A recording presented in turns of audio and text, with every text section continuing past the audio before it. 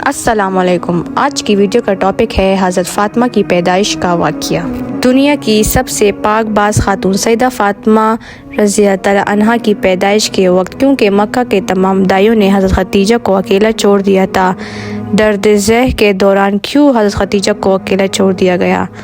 سیرت حلبیہ جلد 1 صفحہ نمبر 138 میں روایت ہے کہ جب ملک کامیاب تجارتی سفر کر کے رسول صلی اللہ علیہ وسلم مکہ واپس لوٹے تو حضرت سیدہ خدیجہ نے آپ صلی اللہ علیہ وسلم کو نکاح کا پیغام بھیجوا دیا، تو رسول صلی اللہ علیہ وسلم نے سب سے پہلے اس پیغام کا ذکر اپنے محبوب چچا حضرت ابو طالب سے کیا اور اس کے بعد باقی چچوں کو بتایا۔ سب نے اس بات پر اتفاق کیا کہ اس شادی کے پیغام کو قبول کر لینا چاہیے۔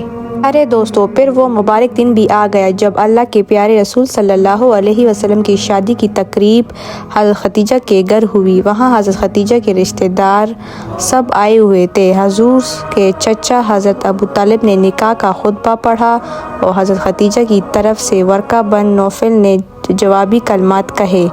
بے شک حضرت خدیجہ مکہ کی بہت بااثر خواتین میں شامل تھی، لیکن اس نکاح کے بعد رسول صلی اللہ علیہ وسلم نے تبلیغ حق کا پیغام دینا شروع کر دیا تو مکہ کے خواتین نے حضرت خدیجہ کا بھی بائیکاٹ کر دیا اور ساری عورتیں تانے دینے لگی۔ خدیجہ نے ایک تنگ دست اور یتیم جوان سے شادی کر کے اپنی شخصیت گرا دی ہے، اس لیے اس شادی کے واقعے کے بعد مکہ کے سردار اور امیر عورتوں نے حضرت خدیجہ کی طرف آنا کم کر دیا۔ شب معراج کی رات جب حضور اکرم صلی اللہ علیہ وسلم جنت سے گزرے تو حضرت جبرائیل نے آپ صلی اللہ علیہ وسلم کو درخت طوبی کا میوہ پیش کیا۔ جب پیغمبر زمین پر واپس آئے تو اسی میوے سے حضرت فاطمہ کی ولادت کا عمل شروع ہوا۔ اگرچہ معراج مکہ کے آخری ایام میں ہوا، لیکن مفسرین نے لکھا ہے کہ معراج بھی نبی کریم صلی اللہ علیہ وسلم کو کئی دفعہ ہوئی، جیسا کہ بہت سی احادیث میں ہمیں یہ ملتا ہے کہ نبی کریم صلی اللہ علیہ وسلم اپنی لاڈلی حضرت فاطمہ کو بہت بوسہ دیا کرتے تھے۔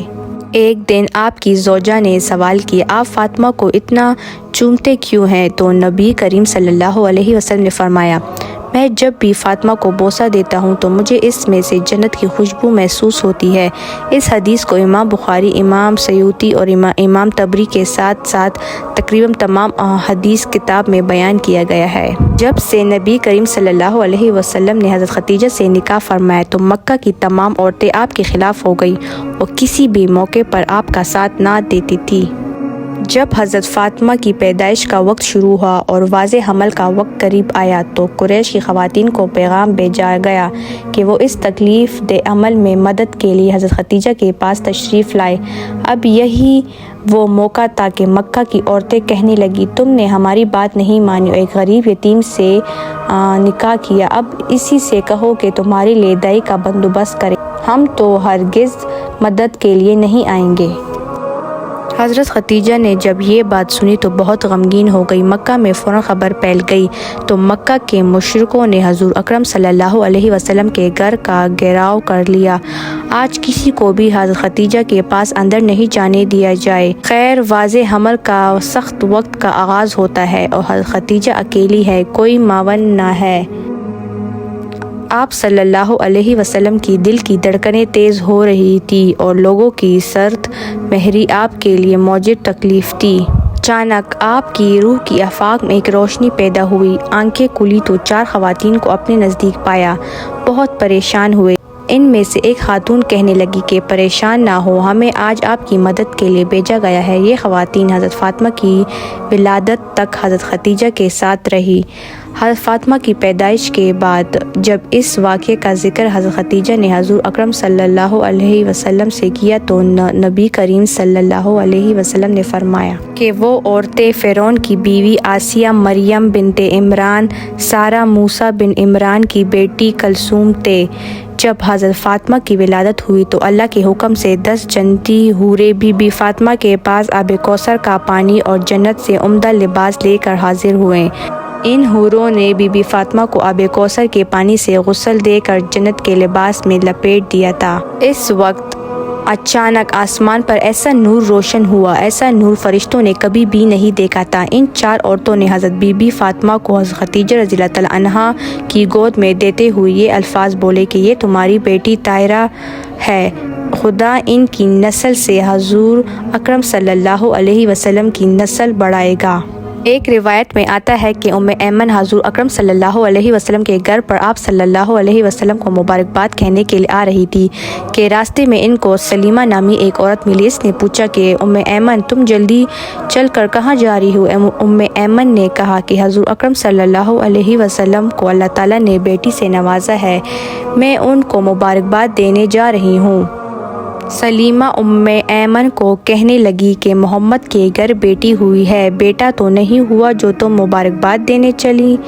یہ سوچو کہ ان پر کیا گزر رہی ہوگی، کیونکہ اس وقت مشرکین لڑکیوں کو پیدا ہوتے ہی دفن کر دیتے تھے۔ حضرت ام ایمن فرمانے لگی، سلیمہ یہ بیٹی اللہ کے رسول محمد صلی اللہ علیہ وسلم کے گھر پیدا ہوئی ہے، کسی کافر سردار کے گھر نہیں۔ مجھے یقین ہے کہ دین اسلام میں بیٹیوں سے وہ سلوک نہیں ہوگا جو ہمارے آباء و اجداد کرتے چلے آ رہے ہیں۔ ام ایمن کی باتیں سن کر سلیمہ کا چہرہ زرد پڑ گیا، کیونکہ سلیمہ کے گھر بھی 3 بیٹیوں کا جنم ہوا تھا، لیکن سلیمہ کے خاوند نے تینوں بیٹیوں کو ہی زندہ دفن کر دیا تھا۔ یہ سلیمہ کے گھر میں ہی نہیں ہوا تھا، بلکہ عرب کے مشرکین میں رواج عام تھا کہ جب ان کے گھر کوئی بیٹی پیدا ہوتی تو اس کو مار کر یا زندہ ہی دفن کر دیا جاتا۔ سلیمہ بھی ام ایمن سے باتیں کرتے ہوئے ان کے ساتھ ہی حضور اکرم صلی اللہ علیہ وسلم کے گھر چلی گئی۔ سلیمہ نے سوچا کہ میں بھی دیکھتی ہوں کہ حضور اکرم صلی اللہ علیہ وسلم کا بیٹی کی ولادت پر رد عمل کیا ہے۔ جب یہ دونوں عورتیں حضور اکرم صلی اللہ علیہ وسلم کے گھر پہنچی تو کیا دیکھا کہ حضور اکرم صلی اللہ علیہ وسلم اپنی بیٹی کو گود میں اٹھائے ہوئے پیار کر رہے ہیں، اس کے چہرے مبارک سے بوسے لے رہے ہیں۔ جو بھی بیٹی کی مبارکباد دینے کے لیے آتا ان کو خوشی خوشی خیر مبارک کہہ کر روانہ کر رہے ہیں۔ سلیمہ حضور اکرم صلی اللہ علیہ وسلم کے قدموں میں بیٹھ کر رونے لگی، یا رسول اللہ صلی اللہ علیہ وسلم، آپ صلی اللہ علیہ وسلم کا دین سچا ہے، آپ صلی اللہ علیہ وسلم سچے ہیں، آپ صلی اللہ علیہ وسلم کا خدا سچا ہے، آپ صلی اللہ علیہ وسلم کا گھرانہ سچا ہے۔ بے شک ہمارا مذہب سب سے سچا ہے اور ہمارے مذہب میں ہی عورتوں کو اتنی عزت دی جاتی ہے۔ شکریہ ہماری ویڈیو دیکھنے کے لیے۔ ملتے ہیں اگلی ویڈیو میں دوسری کہانی کے ساتھ۔ آپ ہمارے چینل کو لازمی لائک اینڈ سبسکرائب کریں۔